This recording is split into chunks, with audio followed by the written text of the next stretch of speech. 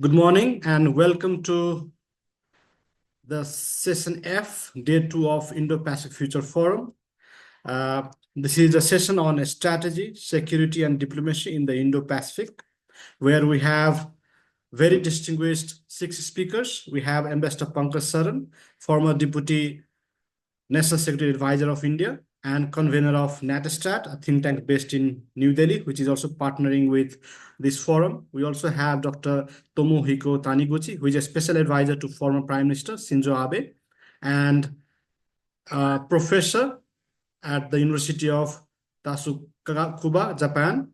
We have Professor Jeffrey Payne, who is assistant professor at Near East South Asia, NESA Center for Strategic Studies, US. We have Professor John Blaxland, who is professor of International Security and Intelligence Studies, Strategic and Defense Studies Center, Australian National University, Australia. We have Shihoko Goto, who is Director, Indo-Pacific Program, Wilson Center, US, which is also partner of this event. We have Dr. Pichamon Yeophantong, who is Associate Professor at Australian War College, Australia. So maybe each speaker can take 10, maximum 12 minutes to make the remarks, and then we'll start question and answer session. Maybe I can start with Ambassador Saran. Sir, over to you. Well, thank you. Thank you so much, Pramod, for arranging this discussion and for inviting me to this very distinguished panel.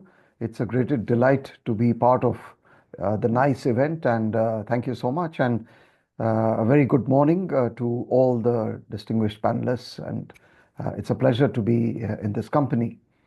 So let me begin by making a few comments with regard to the theme that we have before us. I noticed that there are 3 words that are mentioned: strategy, security, and diplomacy. So before I get into that, I would like to divide my comments into 3 broad parts. One is the objective realities which characterize the Indo-Pacific region and which we have to take into account as the given. And whatever we do in the region has to be based on these objective realities.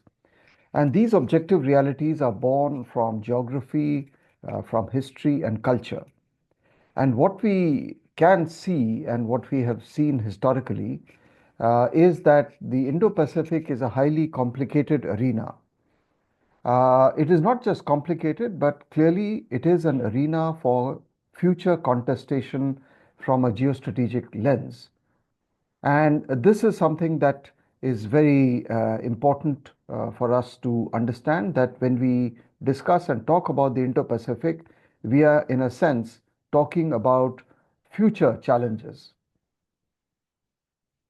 Secondly, the Indo-Pacific does not lend itself to any binary divisions, as we saw in the Cold War period or in the European or the Western theater. It is difficult to transpose mechanically the architectures and structures that were created and established in Europe onto the Indo-Pacific region. And clearly, China is not the Soviet Union of the Cold War era. So the implication of all this is that because it is complicated, because it is futuristic in its dimensions and its implications, and there is no binary division in the region, it is difficult to talk of an architecture as we did in Europe. And therefore, what we also have to look at is whether we have the ability and whether we should try to transpose or carry forward those European architectures onto the region. But more importantly, I would say, in the light of Ukraine, etc., what are the lessons we can learn from Europe when we look at the Indo-Pacific region? And there are many lessons that we can learn and take away when we look at the Indo-Pacific region. Of course, the Indo-Pacific region is also characterized by the dramatic rise of one power and also with asymmetry of power within the region. And this informs and affects the behavior of states that are part of the Indo-Pacific region. So, with the exception of Western allies like Japan, Korea, Australia, New Zealand, the fact is that in many ways the anchor for the Indo-Pacific region continues to remain the ASEAN countries. And uh, this is something, again, we have to take into account. It seems to me that the contestation in the Indo-Pacific region, unlike in Europe, is not so much on the grounds of ideology or on ideological contestation, but it is going to be more a contestation of civilizational values and assertion of civilizational heritages, etc.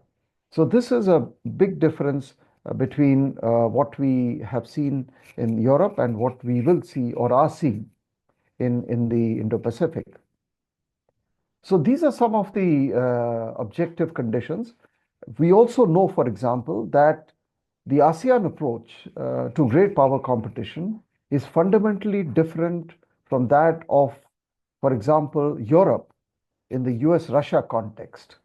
The ASEAN as a grouping and as individual states have evolved their own very Asian approach to managing the US-China contestation and competition. And this is something which we need to take into account and also learn from.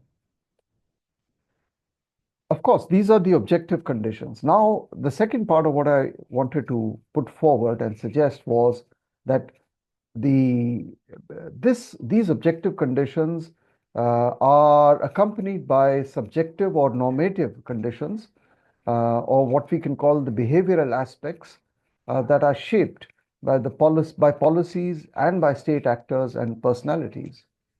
So, from this point of view, the forthcoming 4 years under the Trump administration in the United States is going to be a critical factor in how we see events unfolding in the Indo-Pacific region. Clearly, we will see based on all the accounts and all the statements we have heard during the election campaign in the United States, a concerted shift away from American preoccupation with the Russia threat and Europe to the Indo-Pacific. And this is going to create its own ripple effects and dynamics. And everyone here, including India, would have to be prepared to deal with it and also to be able to analyze and understand the true import of this reset or this shift. Similarly, if we talk about personalities and behavioral aspects, I think clearly we are living through the era of Xi Jinping for the last 10 years, and this is a different China. So we have to also take into account how the current Chinese Communist Party and its leadership behave within the region and globally.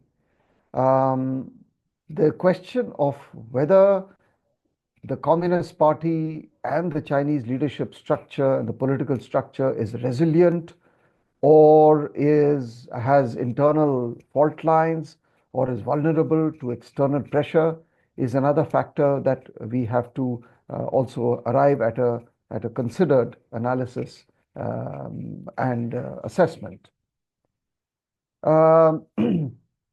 Based on these two aspects of the objective conditions and the behavioral aspects, I would say if I try to weave the theme of the session, the question to my mind would probably be, in my opinion, what is the strategy that we need to attain equal and indivisible security for all countries in the Indo-Pacific?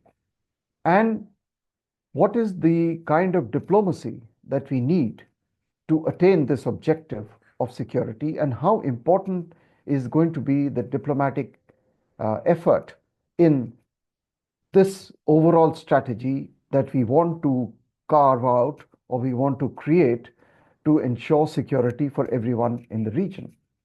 So this is maybe the fundamental challenge that we are going to see and we are going to be faced with today.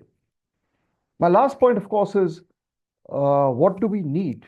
Yes, we need security, but how are we going to attain and achieve that security? What we need in Asia, in the Asia Pacific or the Indo-Pacific region, is, in the light of the previous comments I have made, is a balance of power and not domination. We certainly do not need a unipolar Asia or an Indo-Pacific region. We need multipolarity, whether it is in terms of economic manufacturing nodes in the region, technology supply chains, cultural heritages, civilizational values. And we have to ask ourselves whether there is indeed an Asian way to achieve this balance of power. And what can we do collectively to either influence or modulate or alter or shape Chinese behavior and shape its great power ambitions such that its continuing rise does not threaten the region? These are the questions I think that are in front of us, and here the role of external powers becomes important. Now, the question, of course, will be how do we define who is an external power and who is a resident power? The United States is of the view that it is a resident power. The Russians have a Pacific fleet, and they are very much present in the Pacific Ocean. They also straddle the Eurasian landmass. So a lot of this dynamic in the region is going to flow out from both the behavior of resident powers as well as, let's say, extraterritorial or maritime powers. Clearly, one of the characteristics of the region is the heavy focus on the maritime dimension of security and of interstate interaction, which is again different from Europe. Taiwan is one of the flashpoints. There are other flashpoints emanating from decades-old legacy disputes, maritime disputes that China has with its neighbors, India has with its neighbors.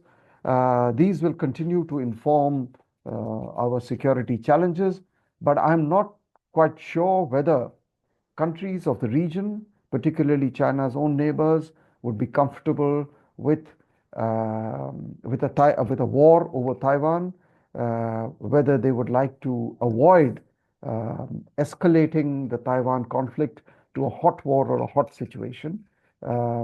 My impression is that most of the ASEAN countries, despite having problems with China, would rather prefer to be able to live in such a way as to balance the tensions and pressures that they receive from major powers in their day-to-day management of their foreign policy, their economic policy, their investment policy, etc.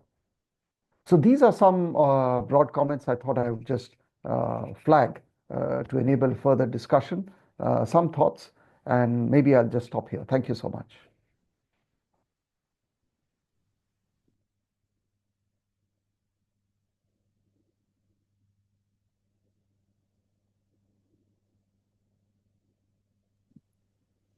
Thank you, sir. Sorry. Thank you, sir. Thank you so much for your remark. Maybe I can invite the second speaker, Professor Tomohiko Taniguchi, for your remarks. Sir, over to you. First, let me express my gratitude to Dr. Pramod Jaiswal for inviting me to this conference. I would like to focus on why the late Prime Minister Shinzo Abe proposed FOIP and Quad. Japan, I don't have to remind you, is an island nation surrounded by seas on all sides and situated in a location that few would envy.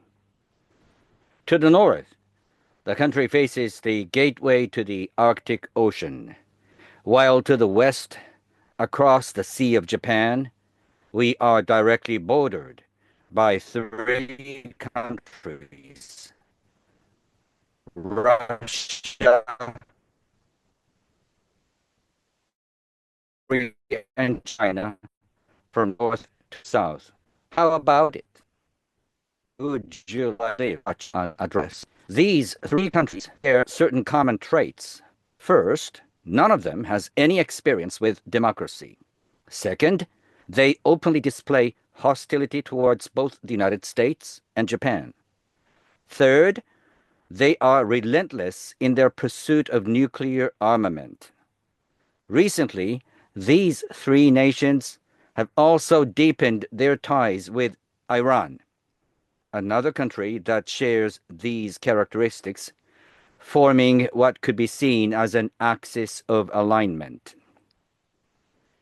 China, in particular, needless to say, stands out. In addition to all these traits, it continues to expand its arsenal of intermediate-range ballistic missiles capable of targeting any point in Japan day by day. Furthermore, as the Chinese Communist Party's legitimacy as a Marxist political entity erodes, it has intensified its anti-Japanese education both in quantity and in depth up to the present day. For Japan, the continent is a region occupied by hostile forces where democracy has failed to take root.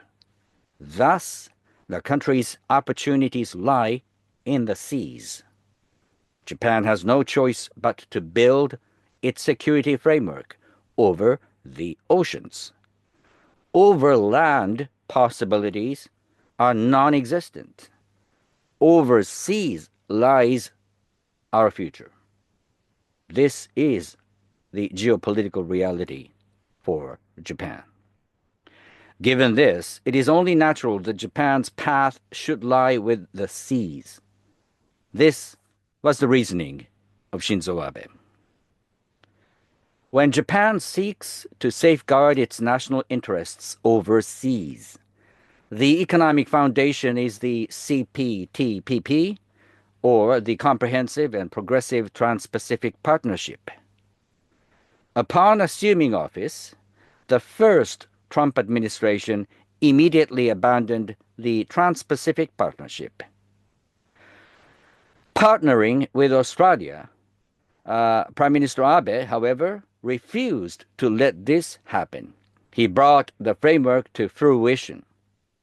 At its core, the CPTPP is designed to exclude any economy that allows excessive political interference, essentially barring China from joining.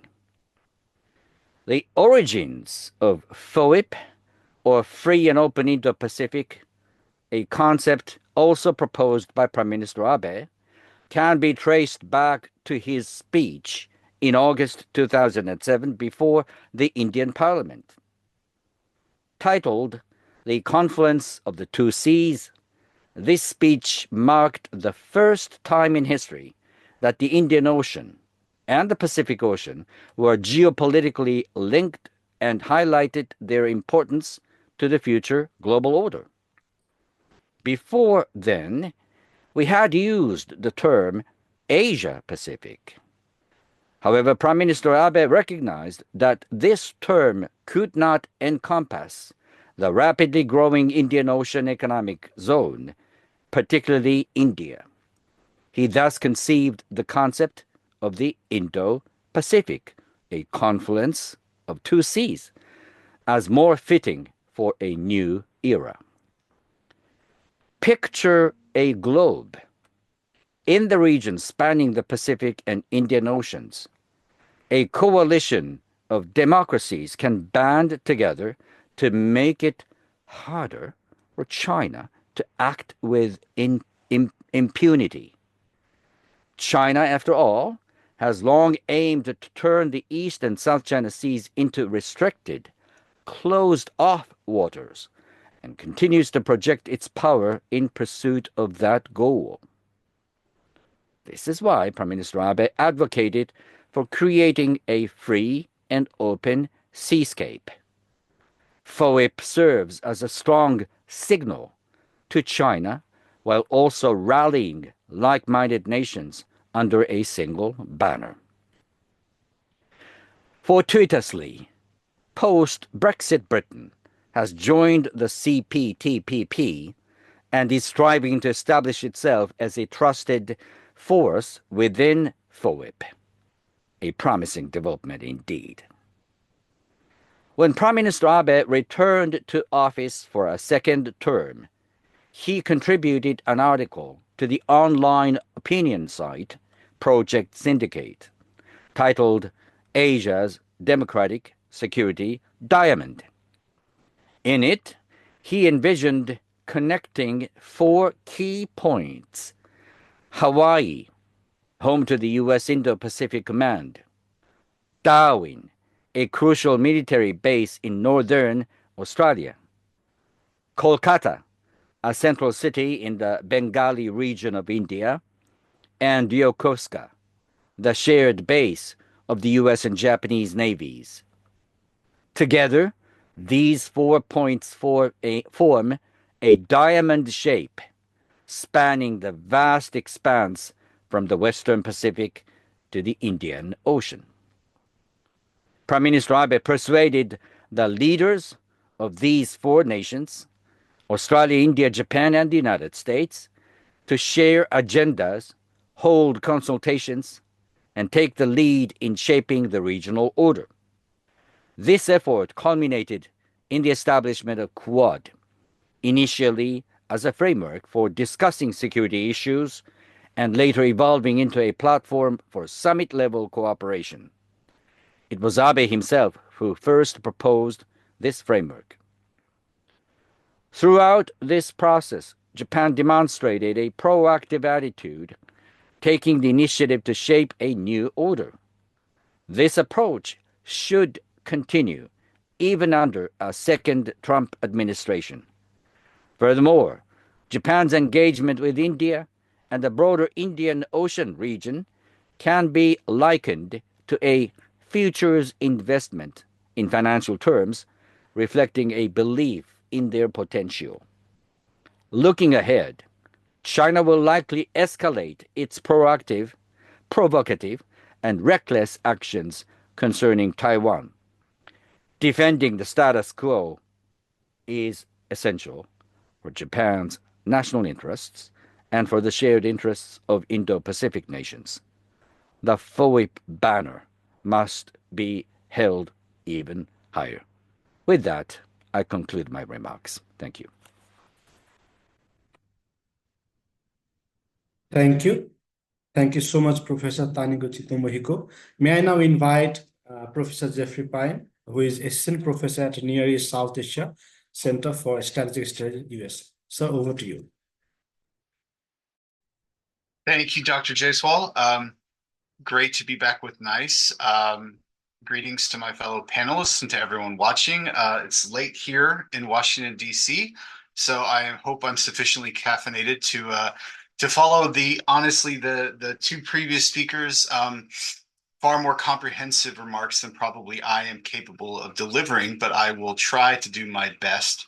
Obviously, here in the United States, we are in the beginning processes of an administrative transformation, which is always a very complicated process as one administration goes to the next. So it's already been alluded to of what this change in administration means.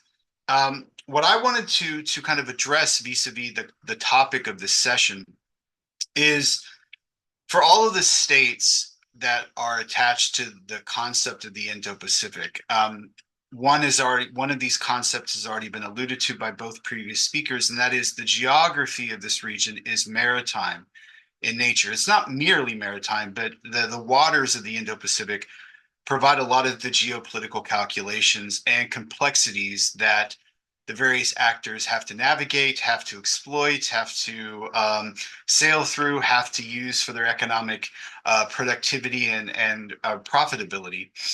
And it's also a kind of, it's become a geopolitical gravity well, so to speak, where the Indo-Pacific dominates many of our conversations, regardless of you're in Brussels or in Washington or in Ottawa or in Canberra or in Kathmandu. A lot of people are diving into the concept of the Indo-Pacific, what it means, and what the kind of trajectory of stability for the Indo-Pacific looks like. And these calculations are both the best and worst of times. For smaller states, the Indo-Pacific, it means you're going to get wrapped up in much more kind of global geopolitical rivalries and competitive relationships that exist, such as between the United States and China currently.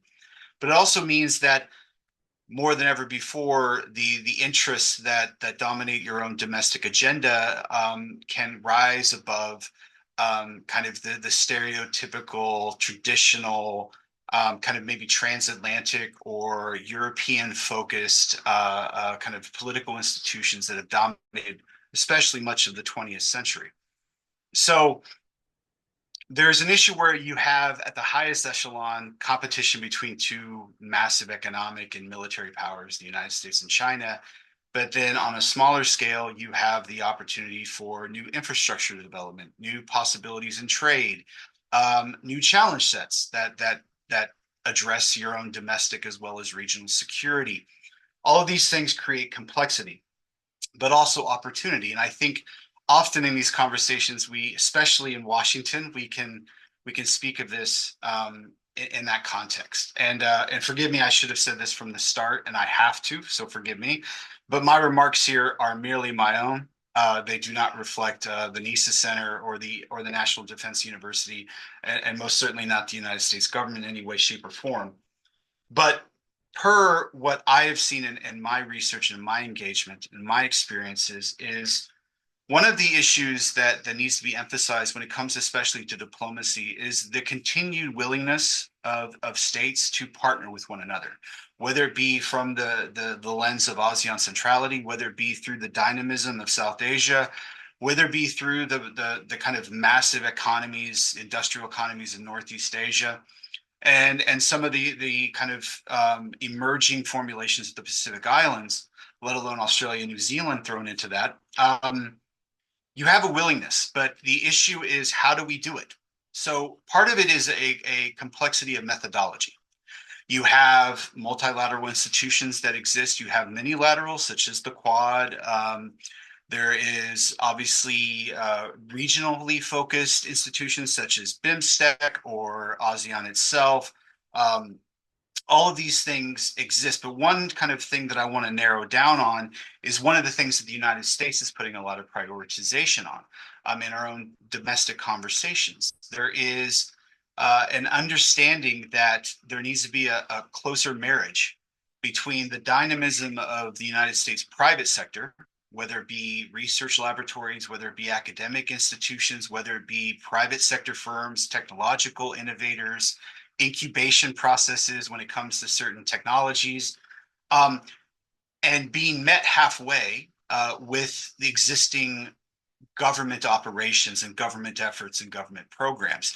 And this is a complicated process just merely in the United States. There's a lot of false starts. There's a lot of slow grind, but there is cumulative positive impact that is happening. And you see this in the maritime space.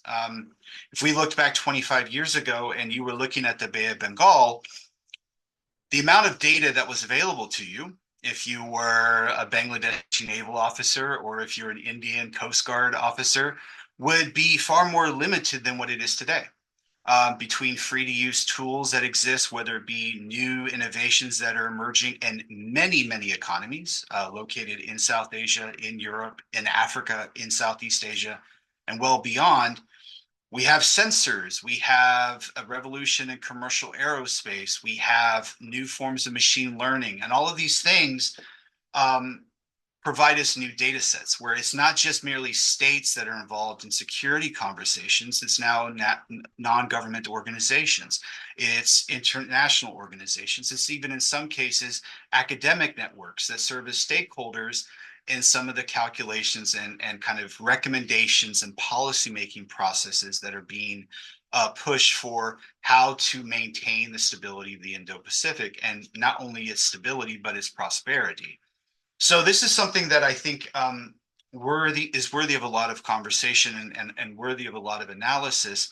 And what I wanted to highlight in my remarks, it explains a lot of the dynamics of just from the first Trump administration through the Biden administration and likely onto the second Trump administration, of where a lot of the U.S.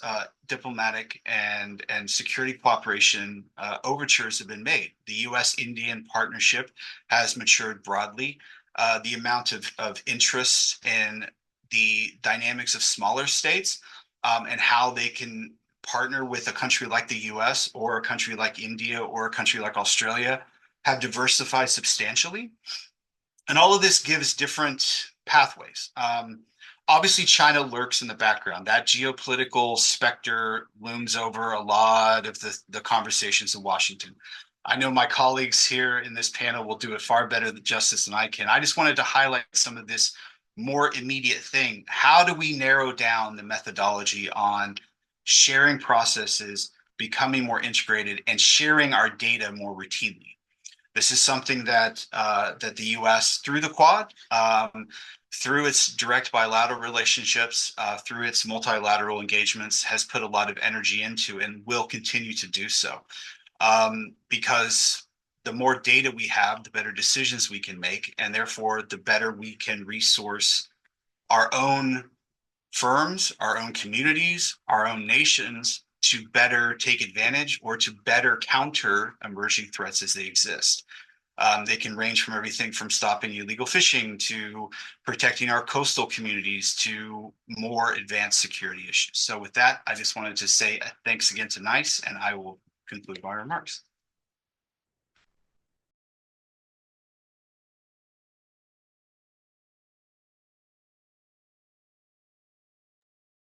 You're muted, sir. Sorry. Okay. Thank you. Thank you, Professor Payne. Thank you for your remarks. May I now invite Professor John Blaxland from Australia, who is Professor of International Security at Australian National University. So over to you. Well, wonderful. Great to be with you, ladies and gentlemen. As it happens, I am Australian, but I'm actually based in the United States these days in Washington, D.C. So like Jeffrey, I'm up a bit late, but there you go. It's the perils of being an academic. So look, thank you. It's wonderful to be with you. I'm really enjoying this panel so much so far. And I'm presuming, Pichamon, you're going to speak about Ruang Pratete or something like that, something Southeast Asian-y, which I would love to cover, but I don't want to cover your turf. So I'm going to focus in a little bit on a perspective on Australia. And the topic is strategy, security, and diplomacy. And I thought, we talk about these terms a bit glibly sometimes, and I thought we'd just unpack them a little bit in the Australian context and see what this means for us. Because let's start with security. First, when we're talking about security, what on earth are we talking about? Well, of course, it's a huge gamut, right? It's just about everything everywhere all at once, right? It's economic security. It's about trade. It's about foreign direct investment. It's about the rules of negotiations. It's about all sorts of international transaction arrangements.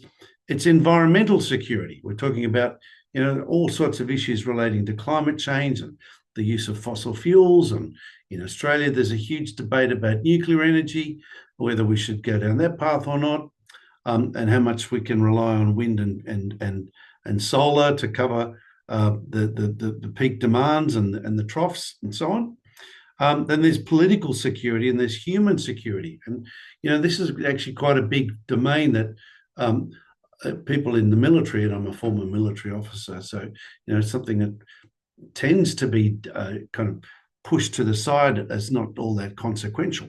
And of course, what we've seen I grew up in the analog era. We're now, as I say, I'm I'm an analog guy in the digital era.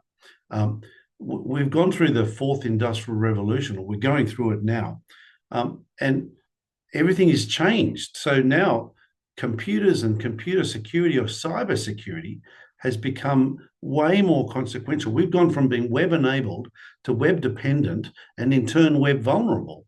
And that vulnerability is something we're only just kind of touching the sides of. We're seeing the vulnerability with the breaking of the undersea cables as a possible precursor of a much more significant consequential disruption, great disruption, if you like. So there's also maritime security. And we've talked about this. I was listening into an earlier session, listening to a couple of my Australian colleagues talking about Pacific and Southeast Asian affairs. And it was great to hear them talk about maritime security and the Forum Fisheries Agencies, Pacific Islands Forum.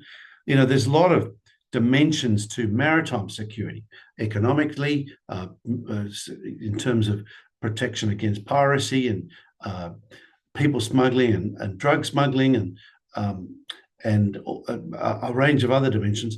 Then there's territorial security, which is, you know, good old-fashioned security of your homeland, which is what I grew up with as a former military officer. And of course, what we've seen since the 9/11 is a huge emphasis on homeland security. So border defense forces, home defense, you know, border protection, all sorts of fairly muscular, you know, militarized agencies that perform this function of homeland security. So we've got the economic, environmental, political, cyber, human, maritime, territorial, and homeland security. I don't know about you, but that nearly a bit does my head in. There's so many dimensions to it, right? So that was just the first pillar, right, of this topic, which is massive. The second one is on strategy. And here I'm drawing a little bit on a paper I wrote a couple of months ago, published online, called Adapting to Polycrisis, a proposed national security strategy for Australia. And what I point out in this is that, well, firstly, going back to what is strategy? I mean, what are we talking about? What does that word even mean? Because I mean, everybody has to have a strategy for something. And I'm from the Strategic and Defence Studies Centre, so I'm very strategic, let me just tell you, because I put the word in it, right? Aren't I? Well, I'm joking, of course, because I think it's useful to distill down the essence of strategy, and I would contend that the good old-fashioned definition still works, and that is strategy is it's essentially ends plus ways plus means, right? So what are your ends you've got? What do you want to do? What are the ways or the means of the ways you can do it, and the means, the resources you've got? So I think for Australia, well, firstly, for all of us, the ends we want are essentially linked to what I call what's been described as Maslow's hierarchy of needs. You know, basically physiological, social, and actualization needs. This is what we all aspire to. We want to be safe, healthy, prosperous, and we want that for our kids, for the next generation. That's in a nutshell what we're after, right? That's the ends we want. What are the means we've got? Well, in Australia's case, and this, you know, every country is different, but these are the categories that Maslow, not Maslow, is going to come to me. The 1948 paper. Anyway, the categories, the title will come to me. But the elements are of geography, of natural resources, industrial capacity, military preparedness, population, national character, national morale, quality of government. Now, the Lowy poll, the Asia Poll Index, gives you a sense of some of those categories of power. Hans Morgenthau finally came to me. His elements of national power really, I think, a useful way of thinking of the means we have at our resources. And when we think about what the great remarks by Tomohiko Taniguchi earlier on about the work of Shinzo Abe and so on, I think we can think about them in the various categories, and it's useful to kind of disentangle the elements to think through what we've got, what our options are, and then what we can do about it.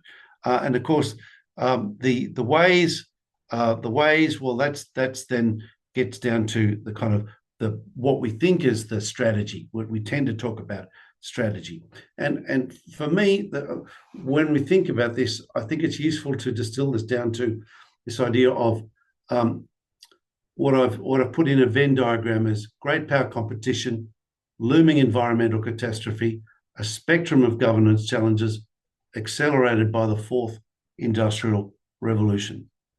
Great power competition, looming environmental catastrophe, spectrum of governance challenges, people smuggling, drug smuggling, terrorism, breakdown of law and order, etc., civil war, and the accelerated effect of the fourth industrial revolution, the Internet of Things, quantum computing, artificial intelligence, robotics, unattended sensors, etc.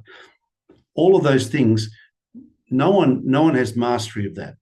But we in Australia, we've had a few cracks at it. I like to say Australia is a middle power with small power pretensions. We don't like to be in charge. We like someone else to do it. The Americans or the Brits, or Tomohiko and Taniguchi told us about the great leading role of Shinzo Abe. And in that respect, we're kind of happy for others to take the lead on the Quad, on FOIP, on ASEAN, things like that. But we do recognise in Australia, by and large, that we need to kind of organise ourselves and think rationally and with some efficiency in how we allocate our resources. So we've had defence white papers, we've come up with a national defence strategy, we've come up with a foreign policy white paper, admittedly quite a number of years ago now, the 2017 foreign policy white paper, or what I call Australia's foreign policy plan B. Why? It was introduced when Donald Trump last came into office, and it kind of still resonates as being largely true, because, we're worried about him being uncomfortable with the rules-based order, the international institutions that the United States helped set up, which for middle power countries like Australia are incredibly important. We rely on the rules working. We rely on, we send a ship of raw materials, be it coal, iron ore, or something, it arriving safely, unmolested, the transaction taking place, and us being paid for that sale. That doesn't happen by accident, and it used never to happen. We take it for granted that these things can. This is something that's actually more fragile than I think we recognise. So that's on the strategy. Now there's the third pillar, the diplomacy one. For Australia, that's manifested itself in us reaching out to, as I say, as part of that plan B, if you like. What do you do when you're not sure about what the United States is going to do? Well, you double down on the relationship as best you can. So for us, that's included AUKUS, the Australia, UK, US arrangement, which I'm happy to talk about in Q&A. Doubling down on our relationships across Southeast Asia with the Association of Southeast Asian Nations, or ASEAN.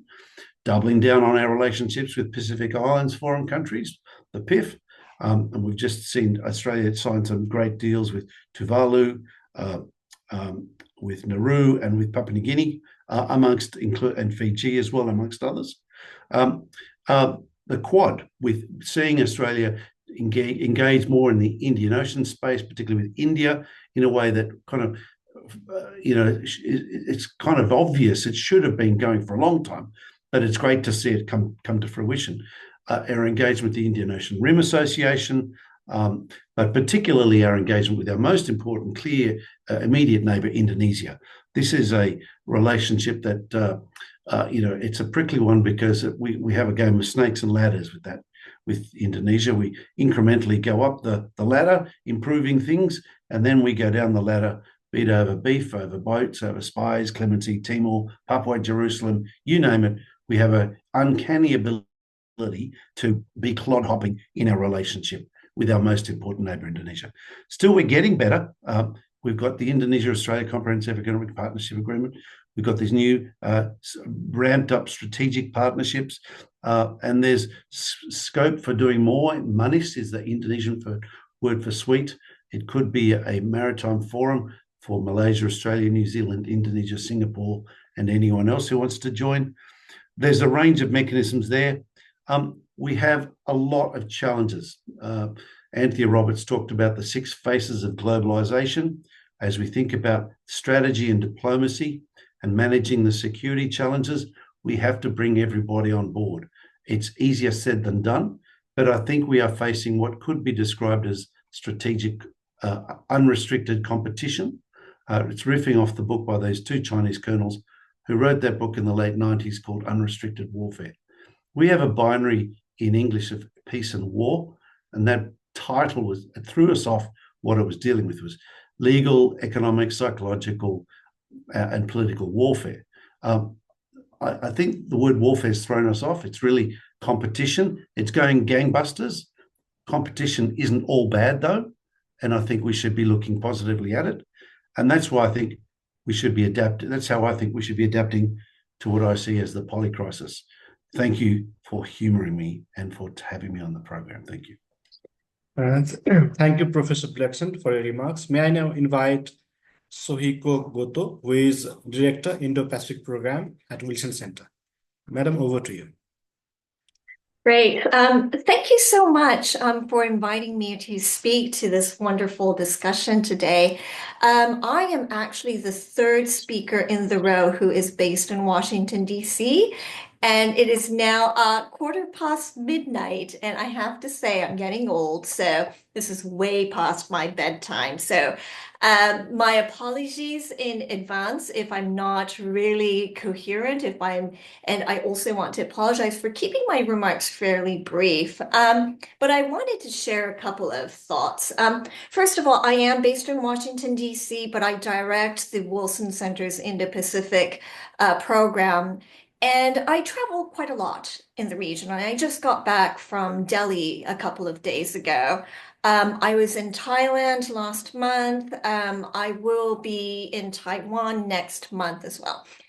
What I am hearing is this: there is a great deal of concern about what is happening in Washington, what will happen with the new administration, but also, let's face it, whatever happens with the Trump administration, it will only be for 4 years, but there is concern that there is a seismic shift in what is happening in the United States and how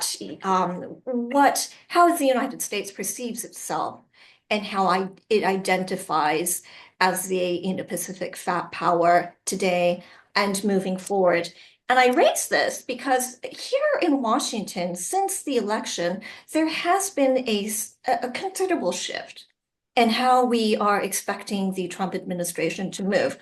So as you may recall, unlike in Trump 1, this particular election, Trump won decisively. He won the popular vote. He won both the House and the Senate. Trump now controls, the Republicans now have control of not just the White House and Congress, but the Supreme Court justices are predominantly Republican as well. And so we have that situation. We also see that there is a boom in U.S. assets, especially in the stock market, and the tech sector is doing particularly well. And at the same, as we are concerned about the rise of technology and billionaires taking over into government and not simply lobbying for their interests, but actually becoming greatly involved in the process of government, there is also considerable excitement here in the United States about what that actually may mean, and how that may actually restore some of America's competitive edge moving forward. So that's an uncomfortable truth that reflects some of the realities here in the United States. Another uncomfortable truth is that although the Indo-Pacific is critical, and I think we all agree upon that, the U.S. focus in the immediate term is unfortunately going to be towards Russia and towards the Middle East. And then the third uncomfortable truth, I'm afraid, is that much as there is a great deal of belief and support for the Indo-Pacific strategy in the United States, the Indo-Pacific strategy that Japanese Prime Minister Shinzo Abe had been at the forefront of putting forward, there is a great deal of concern that despite a lot of consensus about it, a lot of efforts to coordinate on an Indo-Pacific strategy, that it actually hasn't achieved what it is supposed to do. That is to say, even though the strategy has been in place, it has not stopped China's ambitions. The Chinese economic growth may have slowed down, and there are certainly people who still claim that there is this peak China idea, that China's economic robustness is now on a downward trend and it will continue to slide.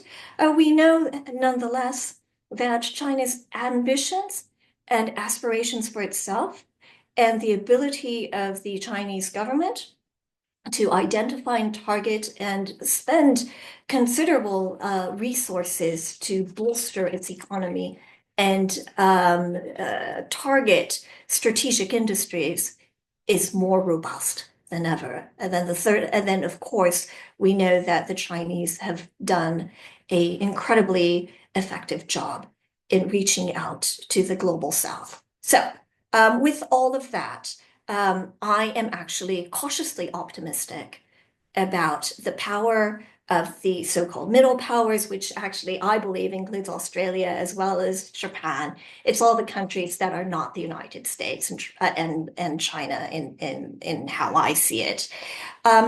But this frustration about the Indo-Pacific strategies that the advanced economies have come up with, frustration also with China's big ambitions for itself that is actually disrupting the global rule of law, is actually an opportunity to re-engage the United States and its like-minded allies and partners, and what the Wilson Center is calling hitting the reset button in trying to come up with a new vision for the Indo-Pacific. Now, we've seen some success to date, I should add. We've seen the success of AUKUS. We've seen the expansion of the Quad. We've also seen the rise of the IP4, Japan, Australia, Korea, New Zealand becoming observer countries in NATO. These are all tremendous progresses that have been seen on the security front in particular. But when it comes to economic engagement, the Indo-Pacific strategies have essentially been weak. Most notably, the US-led IPEF, the Indo-Pacific Economic Framework, which one of my colleagues calls a so-called nothing burger. That is to say, there's a lot of talk, but there's not a lot of content. So what can we do to take on this momentum? There is a need to recognize that things have not worked, but there is this opportunity to move forward. There is first of all, an opportunity to reinforce the fact that the United States is indeed an Indo-Pacific power. And over 100 years ago, when it started engaging in the region, it did so because, first and foremost, because of commercial interests. Those commercial interests are bigger and more greater in opportunity now. There is also a greater opportunity for like-minded countries to come together. And I think this is very important to stress with the incoming Trump administration, which is having this Department of Government Efficiency talking about cost-cutting measures. We need to talk about not necessarily shared interests and shared values, but we also need to talk more in their language, which is to talk about efficiency and cost-cutting measures, because power projection, the collectivism is actually going to lead to greater power projection.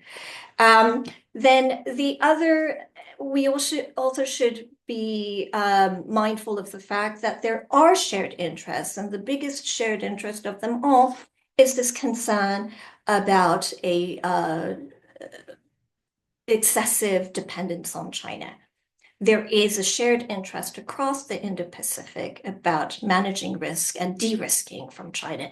And I believe that when the United States starts talking too much about the China challenge and China competition, that does lead to a wedge, especially between Southeast and South Asia in particular. Talking simply about that China challenge is divisive.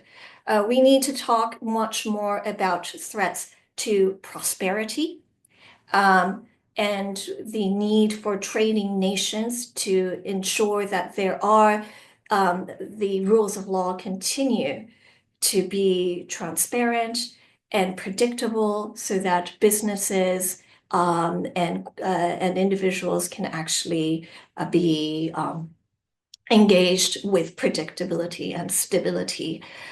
We are facing greater industrial policy and protectionism all across the board, both in Northeast Asia, Southeast Asia, and South Asia as well. This is going to be a trend that we are going to see increasingly. So, and we are going to see a greater trend towards not necessarily deglobalization, but towards re-globalization. And as we look at a greater re-globalization, there are opportunities for like-minded countries to invest more in each other. Investment opportunities in South and Southeast Asia are particularly robust.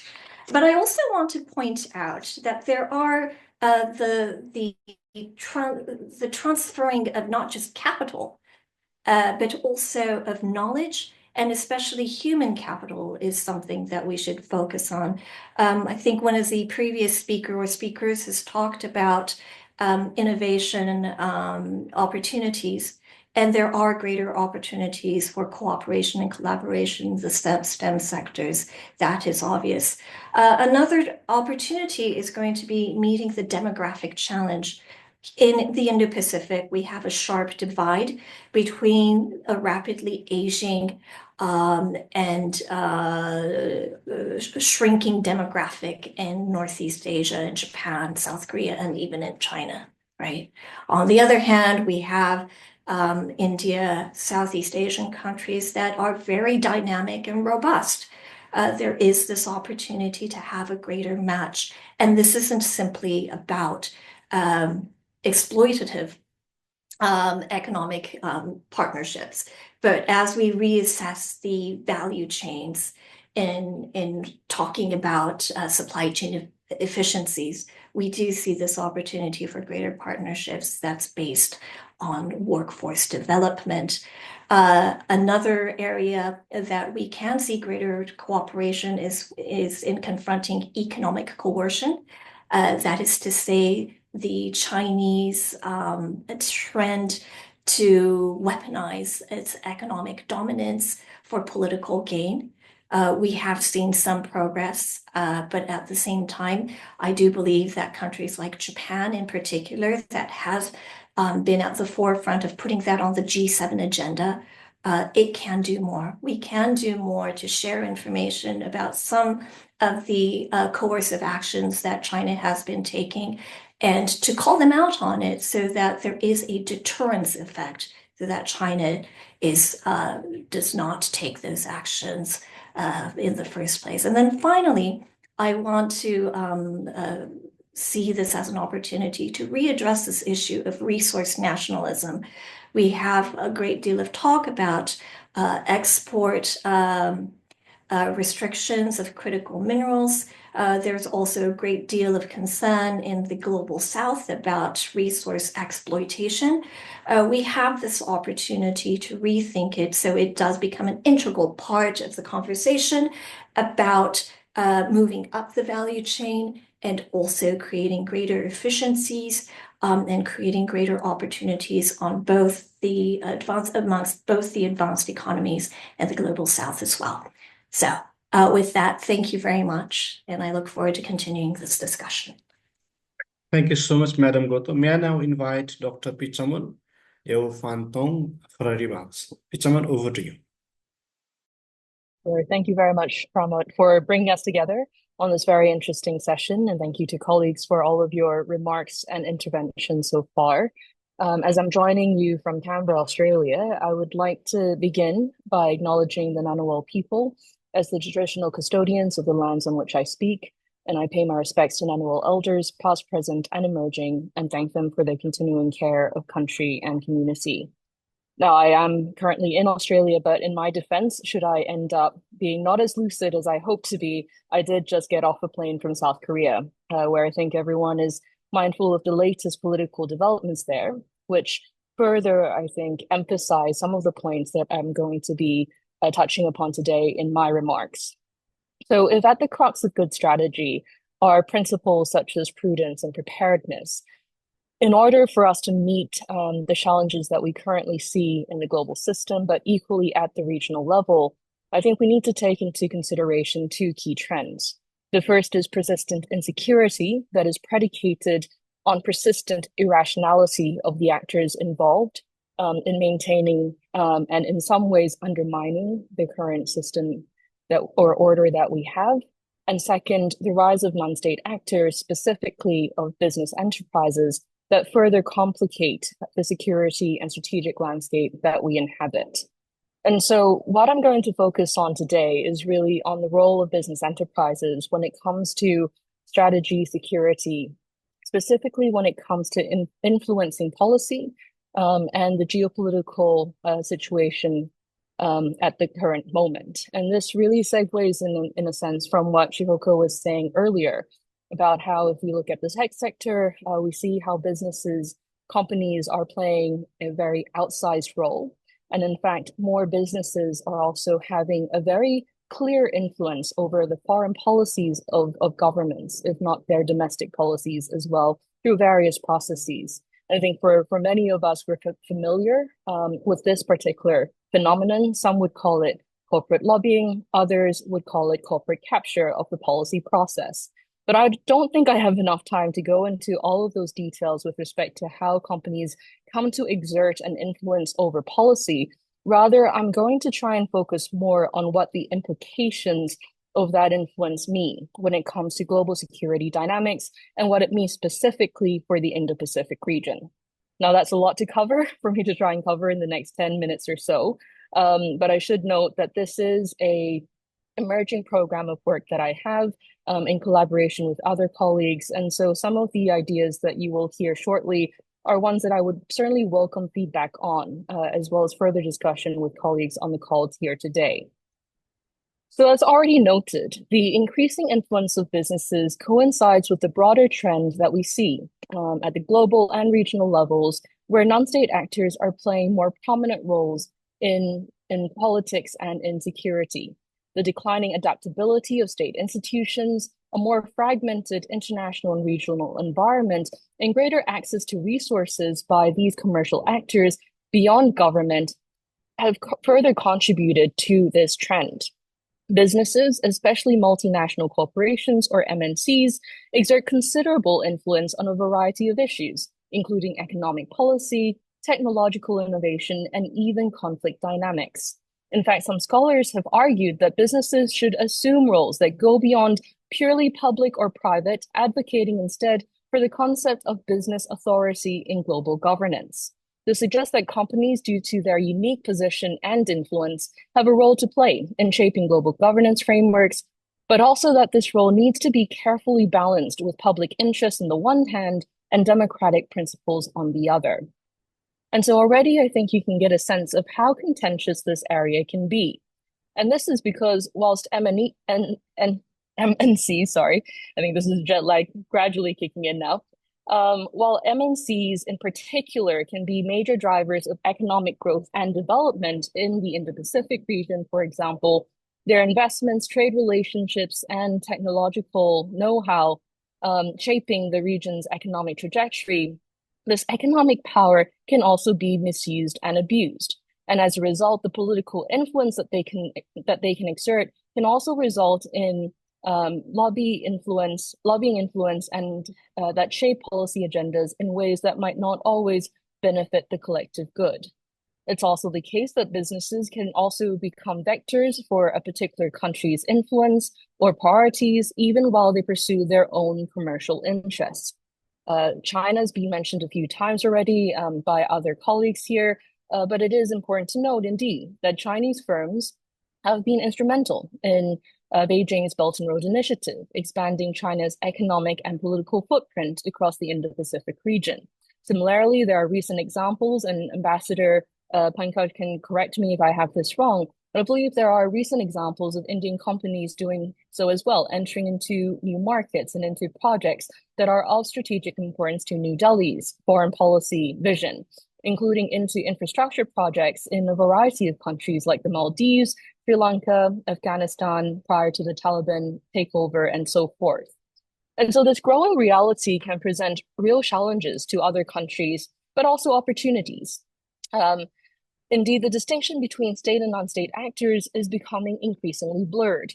Companies may be co-opted by states to achieve strategic objectives, both wittingly and unwittingly, and this certainly adds a layer of complexity to the security challenges that we see in the world today, and in the region in particular, as it becomes difficult to sometimes discern the true motivations behind the certain actions that we see from these corporate actors.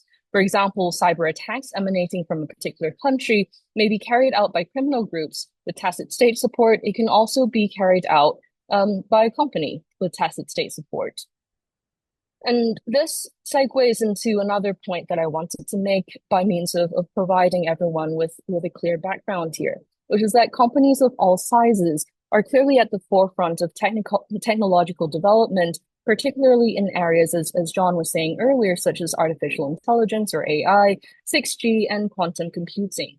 These advancements have significant implications for national security and military capabilities, it goes without saying, and control over these technologies and the supply chains that support them are key factors now in determining strategic advantage in the Indo-Pacific region. At the same time, companies operating in critical infrastructure sectors such as energy, telecommunications, and transport can also be potential targets for activities such as economic coercion, as we've seen here in Australia, cyber attacks, and espionage. Moreover, the interconnected nature of global supply chains means that disruptions to one company can have cascading effects across multiple countries and across multiple supply chains. Protecting this infrastructure, therefore, is vital, especially considering how cyber criminals, for example, are becoming increasingly sophisticated in their ability to disrupt operations. Certainly, the need to build industrial capability and supply chain resilience, as other colleagues here have already noted, are central to the national security agendas of Indo-Pacific countries, and especially here in Australia, where there is still ongoing discussions here in Canberra about how best to ensure supply chain resilience and sovereign capability in a variety of industries. And so in light of all of this, what this indicates to us as scholars and as practitioners is the increasing prominence of businesses as non-state actors in global security and regional security, which necessitates a shift in traditional security paradigms. National strategies must adapt to account for the influence of companies as well as other non-state actors. And one particular paradigm that I think could benefit from such a shift is in fact that of strategic stability. Now, I think everyone here is familiar with the scholarship around strategic stability, will be aware that the concept originally emerged in relation to nuclear power and nuclear weapons. But and this is really very much something that inspired me as part of the conference that I attended in Singapore, organized by RSIS. I think even though the concept of strategic stability is one that has become quite contentious, because in a way there is no single definition for the concept of strategic stability, the idea behind the theory that strategic stability calculations must be less about the power and number of weapons than they are about anticipating human responses to new, different, and inaccurate information about the circumstances, capabilities, and intent of others and ourselves is a core idea that can also be used to apply to the new dynamics that we see in the world and in our region today, and one that is really reflected in the actions and the impacts of business enterprises as non-state actors. and also one that is reflected in the realities of gray zone conflicts as a new mode of conflict that really undermines strategic stability in the region and increases the possibility of unintended crises, and which can also spread distrust and phobias in societies and increase the possibility of unintended consequences. And so here I think it's in this domain where we need more scholarship and better understanding of what the role of business enterprises is in order to enhance the predictability as a result of, in response to, the lack of transparency and accountability that we see in this area. Now, I'm mindful that I'm quickly running out of time. So in my final 2 minutes, here's what I want to focus on. I think there are some facts that we need to establish, right? If we look at the technology sector, tech companies have become gatekeepers to how the public sees the world, as a colleague had previously said, and their influence has never really been neutral, whether in political or social terms. If we look at businesses as a whole, their autonomy, the autonomy that they exercise means that they are a bit less easy to control, and it also makes them less certain in terms of the behaviors and activities that they engage in. And at the same time, many of the tools that they utilize in their operations are often beyond the regulation of governments themselves. And we see this in the case of the Ukraine conflict, where emerging and disruptive technologies have been used at length extensively in this conflict, but also where we see businesses wield strategic influence over governments. And indeed, we see how there was, when Russia attacked Ukraine, it also attacked Microsoft systems that hosted Ukrainian data. And there were also businesses that had, sought to delete Russian companies' information in solidarity with Ukraine. So a range of activities that these businesses were engaged with that then spilled over into the policy domain as well. And so what are the implications for Southeast Asia? Well, if we look at two cases, and John was right here, I was intending to use some Southeast Asian cases to demonstrate this, although I will not go into that depth. One is the South China Sea. We've seen how, in fact, in this case, even foreign firms from non-claimant states in the South China Sea have joined the fray in a way and have been involved in a gamut of activities from supplying military equipment to claimant states through to developing tourism in the area to building artificial islands, for instance, and even developing patriotic online games. And all of these companies are, in fact, central to the evolution of disputes, both in terms of its possible escalation and resolution. Global oil companies such as the US-based ExxonMobil, Chevron, and ConocoPhillips, to the Russian petroleum giant Rosneft, to the Japanese JX Nippon Oil and Gas Exploration, have all played prominent roles in working with littoral states to explore offshore oil and gas reserves. And this therefore raises a glaring question. Given the clear political and commercial, if not risks, involved in all of that in the region, why are companies investing in an area like the South China Sea? Well, I think it's really clear in a way that even though most companies will posit that sovereignty disputes lie beyond their business purview, it is very much the case that by engaging in joint activities with claimant states, at least in the South China Sea, this not only serves to embolden and complicate contending sovereignty claims in the area, but it also offers businesses even more strategic leverage over littoral states, but also serves to meet their commercial interests as well, which then brings us back to that issue of how the commercial interests of individual businesses coalesce and can also inform and influence the strategic imperatives of governments in the region and vice versa. We also see this in relation to the Mekong subregion, where in particular the development of hydropower dams along the Mekong River, both upstream in China and downstream in Southeast Asia, have not only jeopardized the livelihoods of many communities reliant on the central river, but also demonstrate the influence that these hydropower companies can have when it comes to informing policies of riparian countries, but equally when it comes to shifting the strategic advantage that in this case China for one has, but also upstream countries on the Mekong River have over those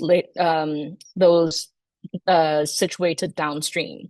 And so all of this points to how the pervasive presence of corporations from various countries of origin how this is an issue that we need to pay more attention to, but one that also raises bigger questions about a rules-based order and what their influence and their presence means for the emergence of a potential multipolar world order.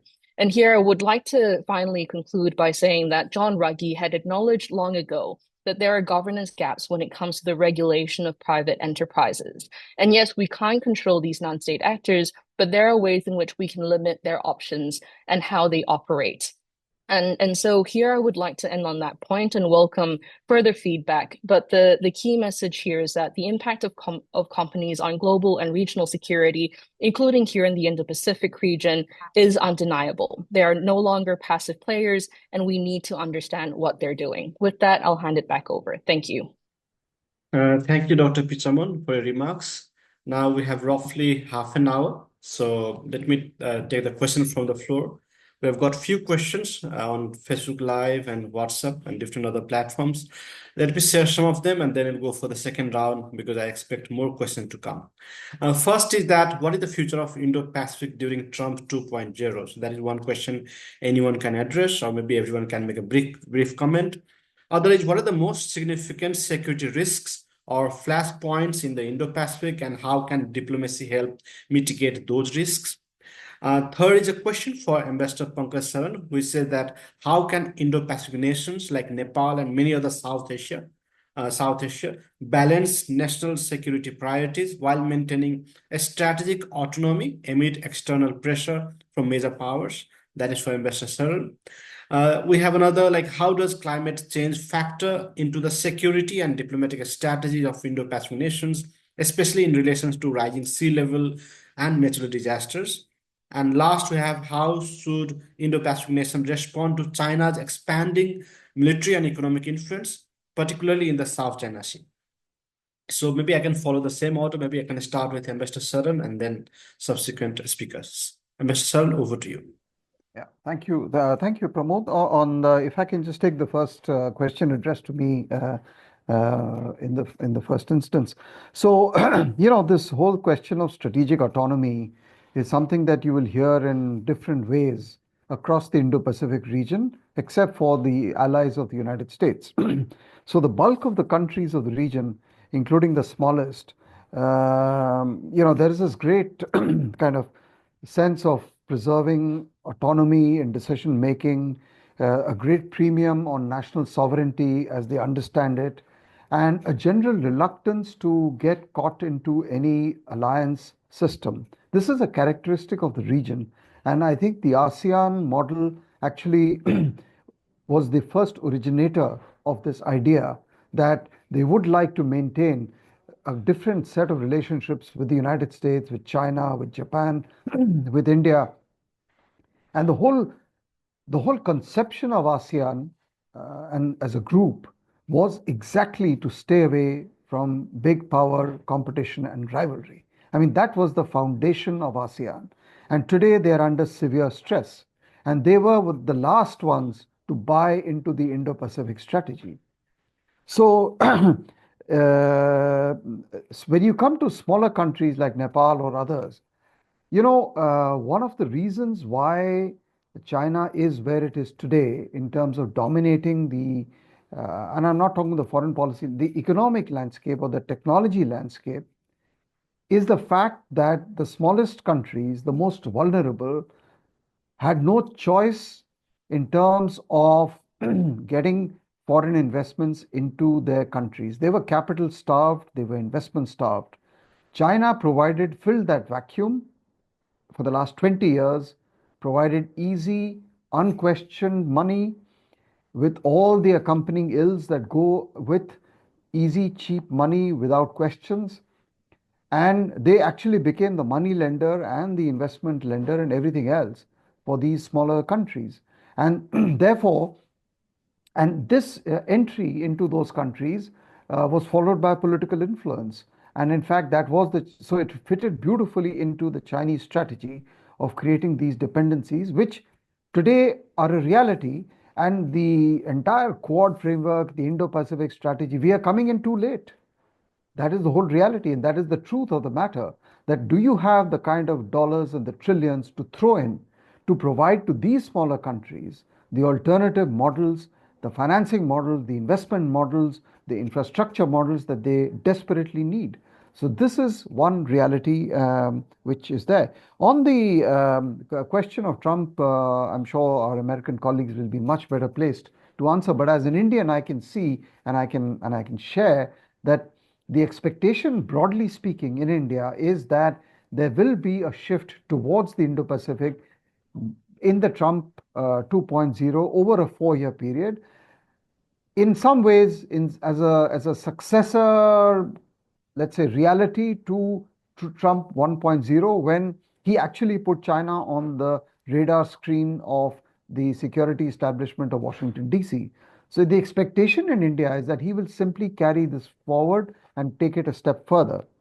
On the security risks and flashpoints, the Indo-Pacific region is full of them. The question is, do we have an architecture, a kind of a pan-Indo-Pacific architecture to handle? I don't think so. Will we have one? I don't think so. There are attempts like the Quad and AUKUS, but these are not, let's say, a pan-regional efforts. These are critical, but you will continue to be faced with risks and flashpoints. They will be at levels below a hot war or open hostilities. And I think we will just have to kind of, muddle our way through this rather untidy kind of reality. Thank you. Thank you, sir. May I invite Professor Tomohiko Taniguchi to make his remarks? Try to put yourself into the shoes of Donald J. Trump. You would certainly look at the Indo-Pacific region to search for your allies and partners to work with. And if you can't find reliable partners and alliance relationships to work with, you would be less inclined to do whatever you otherwise wanted to do with the Indo-Pacific region partners. So Donald J. Trump is the kind of person who wants to see grave responsibilities being shouldered by important allies and partners. And that would apply not only to the Indo-Pacific region, but also to Europe, which is why he stresses that it is the European members of NATO who should take the primary responsibility in the Ukrainian war.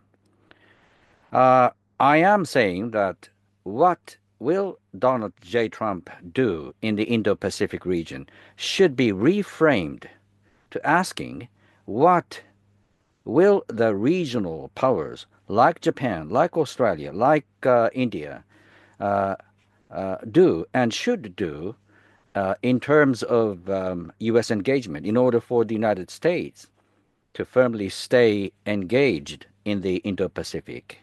One point is very much clear. The United States, as one of the previous speakers mentioned, is a residential power, and it needs to be so. And it is a residential power, but only supported by the allies. Among allies, it goes without saying that Japan counts the greatest because it is the host nation of the biggest military footprint the United States forward deployed, and that will remain the case. I am asking myself all the time, try not to ask what will the United States do. Try to ask what will Japan do? What will Japan have to do in order to maintain the regional order with the firm engagement and involvement of the United States? And on that point, I'm not so much optimistic because the current Japanese government is among the weakest in anyone's living memory. And everything has to be quid pro quo with the opposition party. And the defense budget and the more capital spent for the defense spending will be the kind of issues that would be very much discussed in a partisan manner. And I'm afraid that even that will be put into a discussion, let's say, category. The next point is about diplomacy. Diplomacy, military, if you compare these two terms, you might assume that diplomacy is more beautiful, military, dirty. But when it comes to the regional dynamics, China sees no value in diplomacy backed by no teeth. So if you have to spend more money, capital, human resources on defense, and you must speak in strong voice backed by the might only the military could provide. After all, Xi Jinping came to see eye to eye with Shinzo Abe only after Japan chose to invest more in the Japanese military, and only after the Prime Minister succeeded in making an arrangement whereby the Japanese forces finally would be able to work as a cohesive unit with the United States. That applies to the East China Sea situation, South China Sea situation. Someone asked what sort of strategy China has, something in comparison to FOIP, Quad, and so on and so forth. China has been very much consistent in pushing the envelope at the weakest area in the region. China is very much capable of detecting the weakest link of the entire chain, and that will continue. Okinawa, for instance, along the long stretch of Japanese archipelago, has been targeted by Chinese both hard and soft power. A lot of scholars and pundits have been invited to China, cost-free, free of charge, and they've been sort of indoctrinated by the propaganda the Chinese Communist Party pushes. So it is to expand the territory bit by bit eastward to finally neutralize the entire area of Japan, the Philippines, and Indonesia, and so forth, and by eradicating the military involvement and the influence of the United States.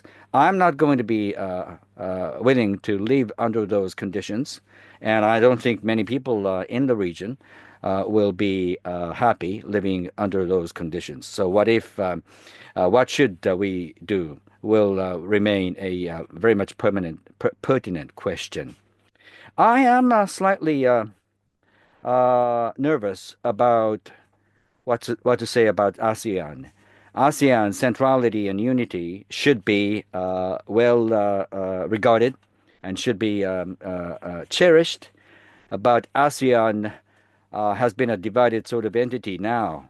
You have land-based ASEAN nations, you have maritime-based ASEAN nations, and Laos, Cambodia, those two small nations, have been under heavy influence of Chinese Communist Party.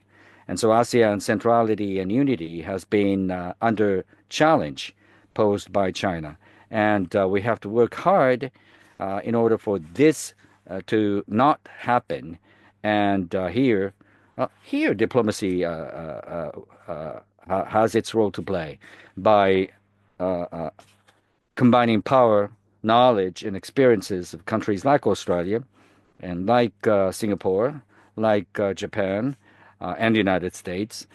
We should enhance the rules-based ASEAN, and in order for ASEAN nations not to be under coercive actions and behavior of China. Thank you. Thank you, Professor. May I now invite Professor Payne? Thank you for the questions. I'm going to echo what the good ambassador said to a point about China's kind of infrastructural largesse, kind of dominating a lot of markets, especially in Asia and Africa, and increasingly in Latin America here in the Western Hemisphere.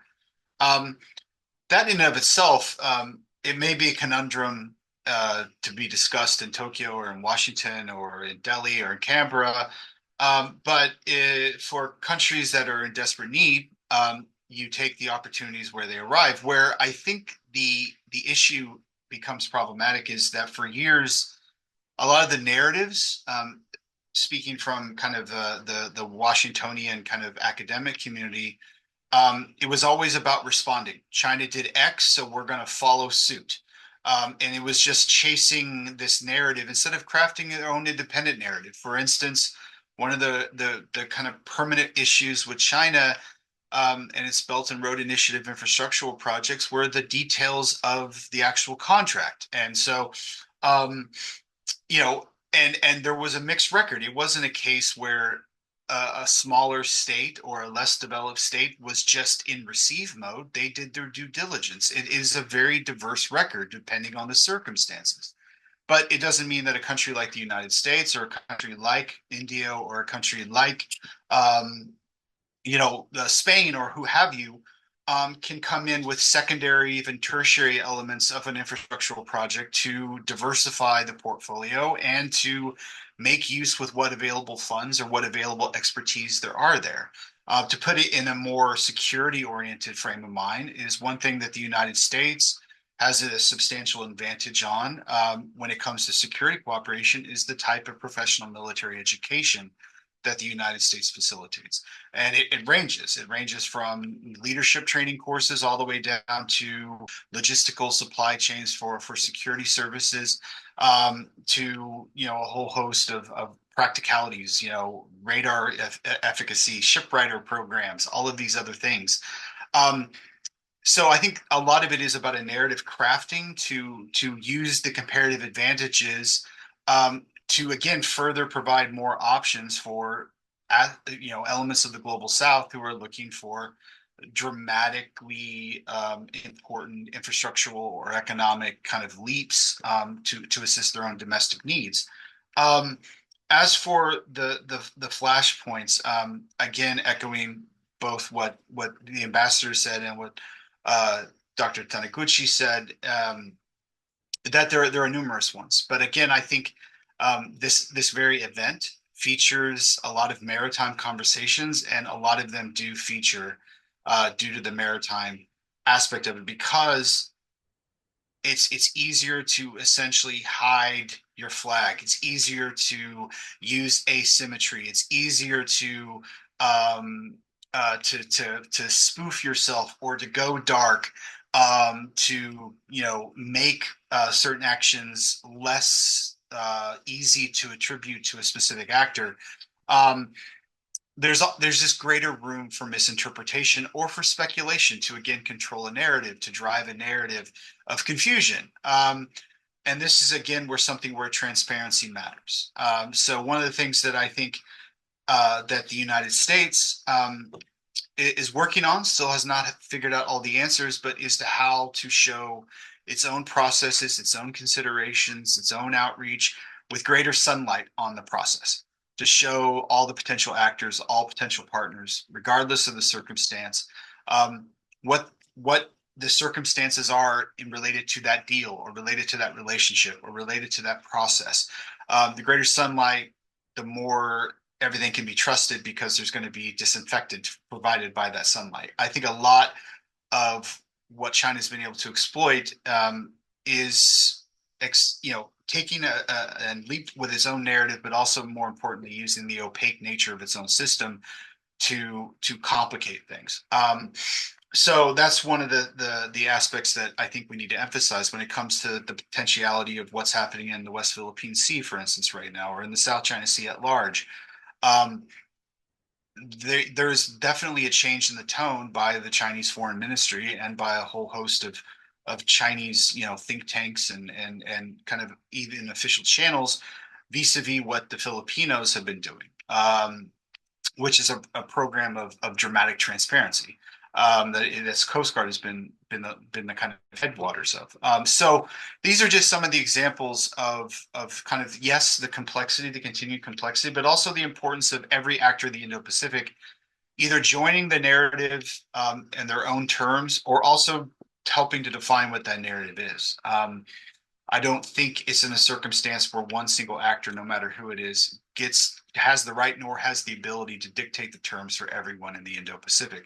So that means the opportunity exists for every actor to help define it. Thank you. May I now invite Madam Goto to make her remarks?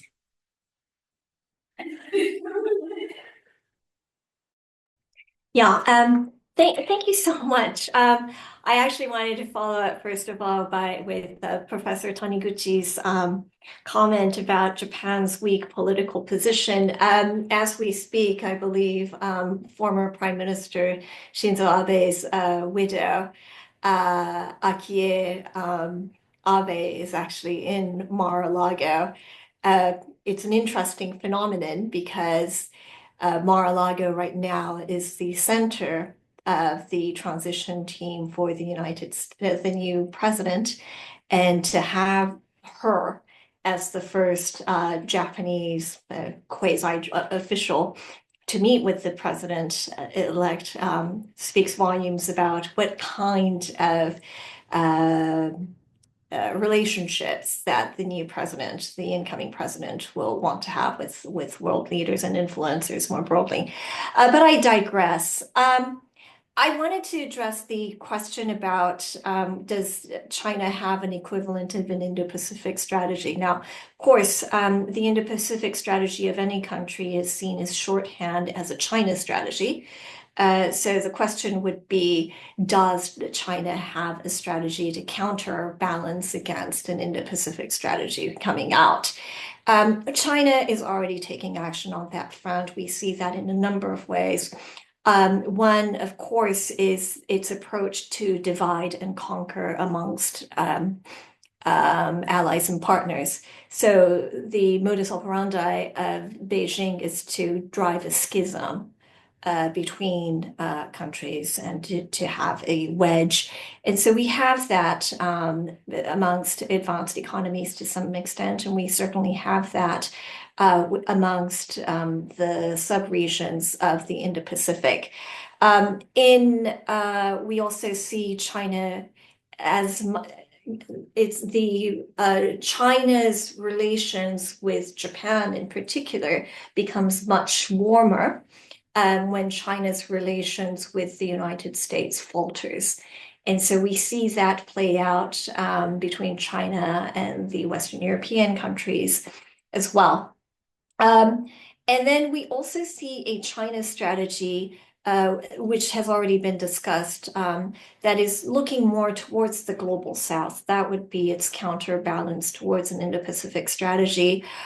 Yes, it has the Belt and Road Initiative, but of course, given China's own economic challenges, funding towards the BRI has been lackluster to date. But what's interesting is, for instance, if we look at the map of Africa and the data centers and the telecommunications networks that is across Africa, that is dominated by Chinese capital, primarily because there is no other alternative. And of course, with that Chinese capital comes Chinese technology. And where does that Chinese technology come from, especially when it comes to the information technology sector? It's from Huawei, which has been at the forefront of the competition between China and the United States when it comes to advanced technology. So when we look moving forward, how can we counterbalance that? Of course, the first thing is we need to put more money. But I see Japan as a very good example of this. Japan's success in investing in Southeast Asia can and should be a role model for investing in other parts of the global South, and especially its success in capacity building, in investing in infrastructure, but also in terms of reaching targets and sustainability. And then finally, investing in financial literacy. That is to say, training government officials to be able to know what a bad deal is when financial loans are structured. I think this is a very powerful tool that is actually quite low cost, but incredibly empowering, which we can actually invest in immediately. So let me leave it at that. Thank you, Madam Goto. May I now invite Dr. Pichamon to make a response? I don't think I have really any responses to add, in part because I think this discussion so far would actually require many more minutes. I would just say that on the question on climate change, I think it's a very important one. And indeed, we're seeing more countries incorporate climate change considerations into their national strategies, including into their defense policies, for instance, to enhance military modernization processes and ensure that they do not contribute adversely to climate change impacts. But then at the same time, I think there are still gaps in policy awareness and understanding when it comes to what it means to actually have policies in place and strategies in place that are truly in alignment with climate change adaptation principles, for example. And what it also means for countries to meet their Paris Agreement goals.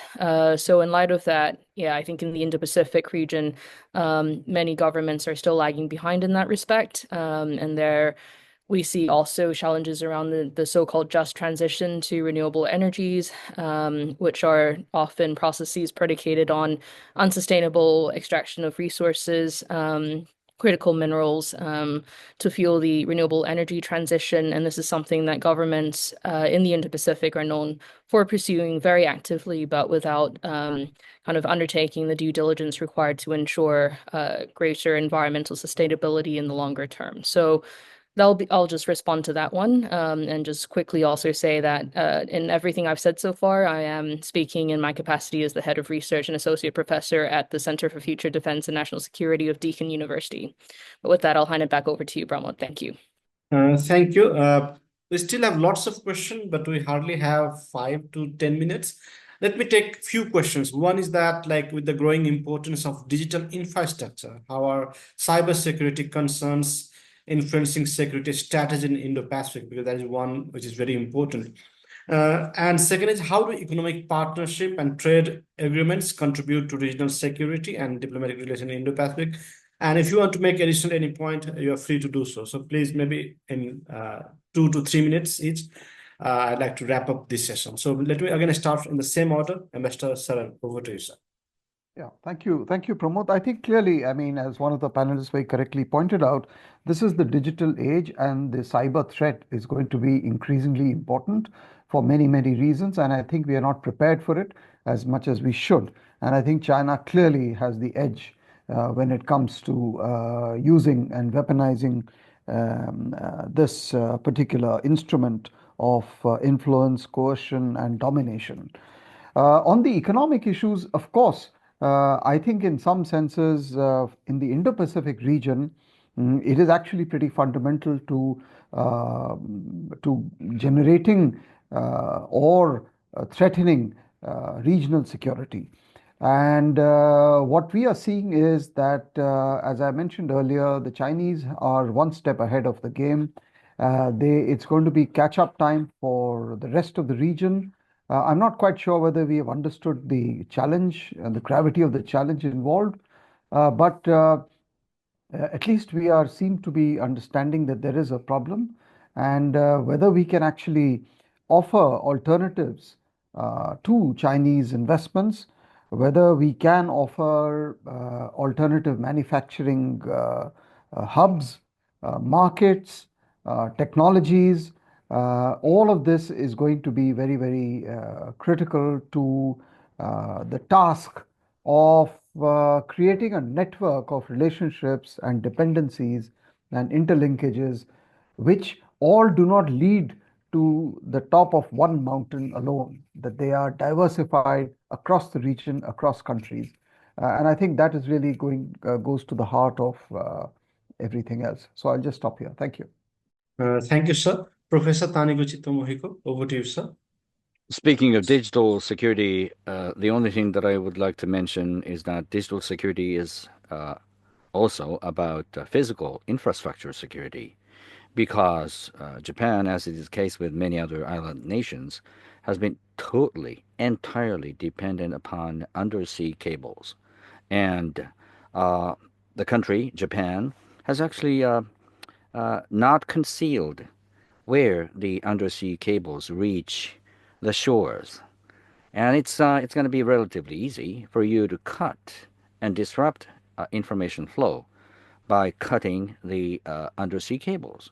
So in order for such countries as Japan to maintain digital security, it should take responsibility in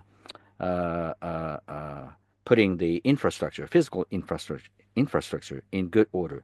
That's part of the country's responsibility for the global commons, may I say. Thank you, sir. Thank you so much. Professor Payne, over to you.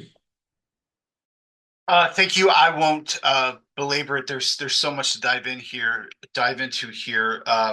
But one of the aspects when it comes to the kind of technological thing, there are a ton of risks. There are a ton of potential rewards, hard markets to get into. One of the things that matters a great deal, at least from government state-led processes, is how do we catch up our regulatory, our legal codes, our processes, but at the same time not stamping out kind of innovation and integration of new technology? How do we facilitate international cooperation, joint research? All of these complicated questions. One simple thing that a lot of countries are starting to experiment with is the idea of essentially translating teams. Individuals who come from a government background, who understand how the sort of the meal is made, but also have the specific training and the specific know-how with a lot of the developments, whether it be cybersecurity infrastructure, whether it be telecom, whether it be AI, machine learning, whether it be even really cutting edge stuff like quantum. You have to have people who can wear dual hats at the same time, and they can leap in and out of different circles.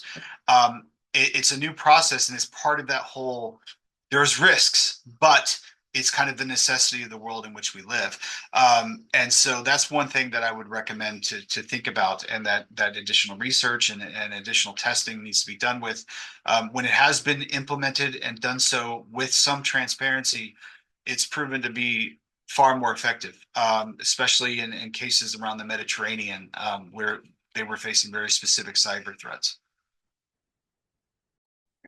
Thank you so much. Professor Blaxland, over to you, sir. Look, I think I would add to, we could talk all night about these topics. They go on and on. Cyber is more important than most people realize. I completely agree about infrastructure. When we think about cyber, we've got to think about the physical, the virtual, and the cognitive. So cyber is multidimensional. The physical definitely includes hardware. It's the cables especially, and Professor Taniguchi touched on that. But it is a cognitive issue as well. So it's not just about the hardware. It's not just about the software. It's about the wetware, the 6 inches between our ears. That's where I think the major, the real fight is going on in terms of competition for influence. We talk about influence in the island chains of Japan, southern Japan. That's quite significant. Look, I didn't get a chance to speak before, Pramod, but I just wanted to add a couple of points about significant flashpoints. My colleague Brendan Taylor wrote a book a couple of years back called The 4 Flashpoints. And he was talking about the Korean Peninsula, the East China Sea, the South China Sea, and Taiwan. And they are enduring flashpoints in that affect East Asia, but there's other ones, of course, across the Eurasian landmass that people in Nepal and India are much more acquainted with than I am. But I did want to make the point that I think it's really, and I get back to what I was saying about unrestricted competition, and I think we need to be not just thinking about this in terms of the prospects of war, but the prospect of being outplayed short of war. Because I think what we're dealing with is, when I think about that concept of unrestricted competition, of the lines of the Chinese strategist Sun Tzu, for whom the acme of skill is to defeat your adversary without fighting. And I think, much of what we're dealing with in terms of influence in the Pacific, or influence in Okinawa or various places, and the pressure on the Philippines in the South China Sea, or etc. I mean, there's so many facets to this. We could talk all night about it, but I'm mindful it's quite late here in DC. But it's really useful to think of this not just in terms of military, but in terms of the cognitive, the thinking, the battle we're facing is not just about weapons. It's about a struggle for influence and ideas, and that's ongoing. And I think we're not doing very well. And part of that is because we've walked away from institutions. I mean the West, and I think the United States under President Trump, and look, his successor Biden, and now Trump back, who knows what he's going to be like. But essentially, we've looked to the United States for the institutions. The United States appears to have a fairly transactional approach to institutions and to arrangements. I think we corporately all need to have a much more holistic sense of the nature of the challenges we face, and not just see this purely in transactional terms, but in terms of ideas, because the contest for ideas is alive and well, and it's not going away. And at the moment, we're not doing too well at it. Thanks very much. Thank you, sir. May I now invite Madam Goto for a response? Yeah, thank you so much. Just going back to Professor Blaxland's ideas, the 4 flashpoints that he highlighted, and I absolutely agree about the flashpoints, and also this idea about the nature of war changing. And I'm thinking specifically about Taiwan, and there is no kinetic warfare against Taiwan right now, but China has essentially declared war on China in terms of cyber attacks, and also in terms of disinformation. And the way that the nature of war has changed, and we need to be able to adapt to it. Again, I go back to this idea of economic coercion as well, together with this pushing back against disinformation campaigns, are some of the areas that we should be cooperating with right now, that would be an effective way to deter China from taking greater action. Thanks. Thank you so much. Dr. Pichamon, over to you. I don't think I'll be able to add much in the time remaining, just to say that I think it's important for us, because in this call, in this session so far, we've really been focused on state actors. I would like to encourage everyone to think more about non-state actors, especially those businesses aforementioned, and especially in the tech sector, in the digital domain. Because as one of my colleagues working in this area pointed out very clearly to me, is that, especially when it comes to the cyber domain or digital domain, so many of the tools or terrain of combat aren't actually owned by governments. They're actually more controlled by companies and these non-state actors. And so thinking about what those implications are for national strategy is really important going forward. Thanks. Thank you so much. Thank you so much to all the speakers, very distinguished speakers for the remarks.